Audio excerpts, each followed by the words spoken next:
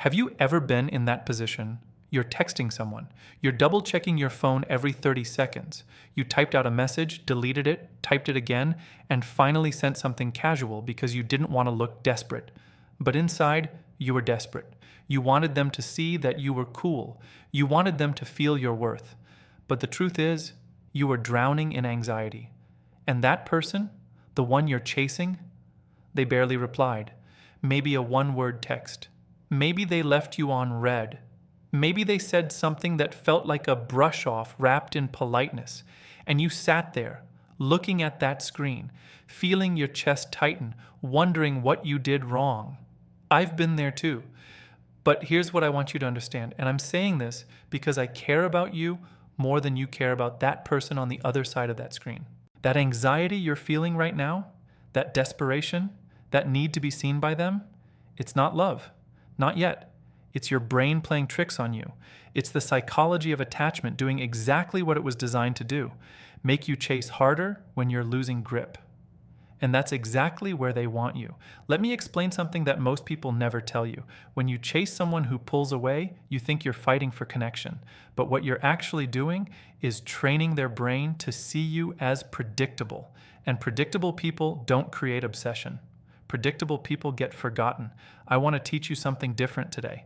Something that goes against everything you've been taught about love and connection and chasing what you want. I want to show you how to flip the entire dynamic using psychology. Real psychology. Not manipulation, not games. The actual science of how human brains respond to certain behaviors. But I can only show you this if you stay with me until the very end. Because what I'm about to share works best when you understand the complete picture. If you leave early, you'll only get half the truth. And half-truths can mess you up more than lies. So here's what I promise you. If you watch this entire video, you will walk away knowing exactly why your current approach pushes people away. You will understand the psychological triggers that make someone go from distant to obsessed. You will learn how to shift your energy from needy to magnetic. And most importantly, you will understand why the best thing you can do for your chances with anyone is to stop acting like you need them. This isn't just about one person who won't text you back. This is about becoming someone who doesn't depend on anyone else for their sense of worth. That's the real transformation. And once that happens, everything changes. The texts start coming, the effort starts appearing. People who once seemed unreachable start chasing you. But it all starts with this moment, right now. I'm going to pull back the curtain on something called dark psychology. Don't let the name scare you. This isn't about manipulation or playing dirty. Dark psychology is simply understanding how human minds work at the instinct level. It's knowing what triggers certain responses. It's using that knowledge to create real, lasting connection. And today I'm going to share one specific strategy that has the power to completely change how someone sees you. It's called strategic detachment. And it sounds simple, but when you do it the right way, at the right time, with the right energy, it creates something almost magical in how people respond to you. So don't go anywhere. Keep watching, because everything I teach you in the next few minutes is something I wish someone had taught me years ago. Something that would have saved me from months of anxiety, confusion, and heartbreak. You deserve to understand how your brain works. You deserve to know why you're feeling what you're feeling. And you deserve to have someone lay out the truth in a way that empowers you instead of making you feel broken. That's what I'm here for. Let's get into it. Here's what nobody wants to admit. You're doing everything wrong. Not because you're a bad person. Not because you don't deserve love. But because you've been conditioned by movies, by social media, by relationship advice that was never based on science. You've been taught that love is about persistence, that if you just try hard enough, if you just show them how much you care, they will eventually see your worth. But that thinking is broken.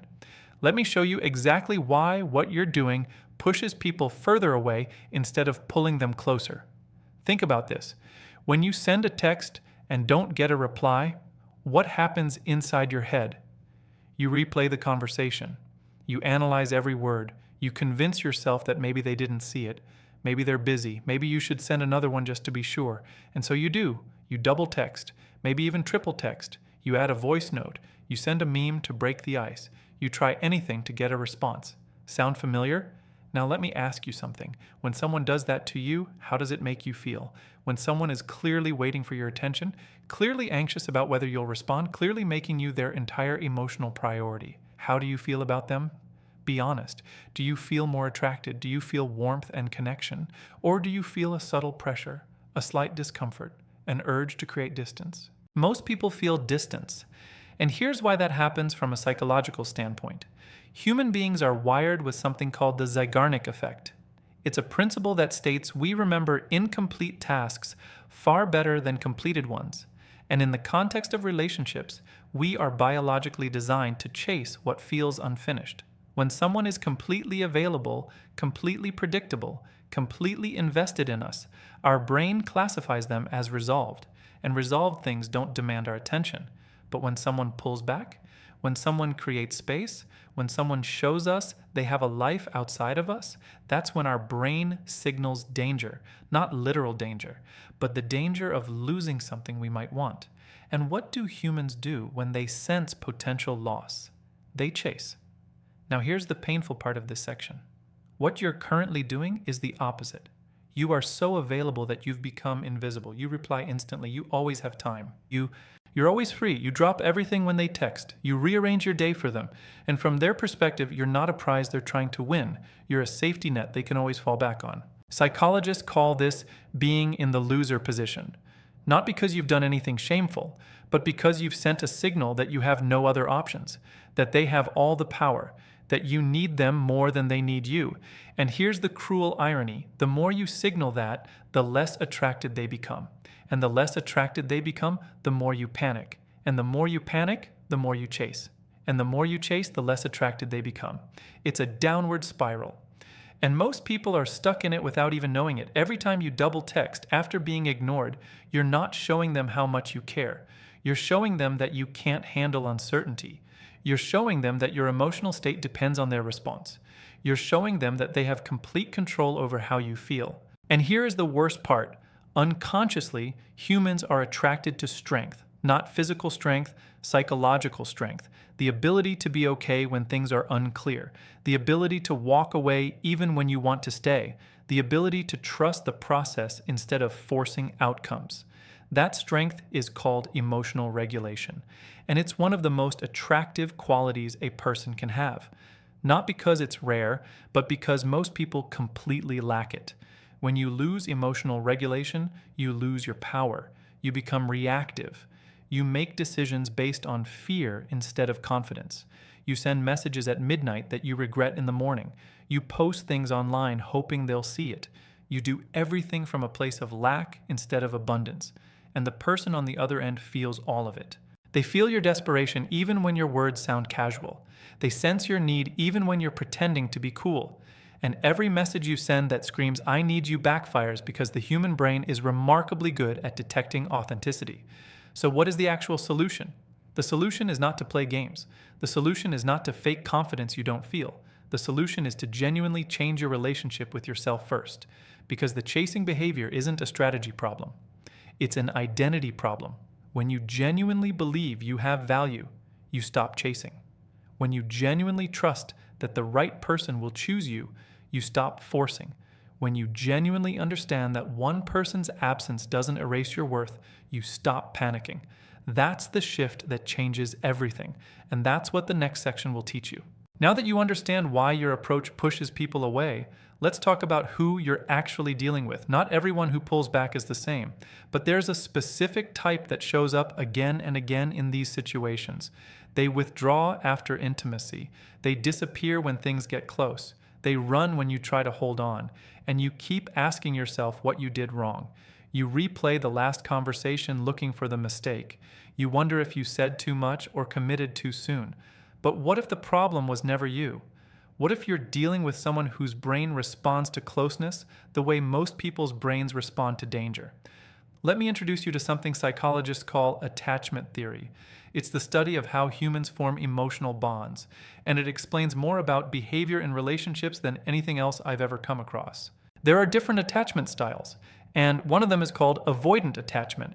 People who have this style literally have a different neurological response to emotional intimacy than most people. When someone gets too close, their brain triggers a threat response. Not because they don't care, but because their nervous system perceives connection as something that could hurt them. Think about that for a second. They want love just like everyone else, but their own brain stands in the way. Every time they start to feel something real, their system says danger. Every time someone gets too close, their instinct says run. And they do. They pull away. They go silent.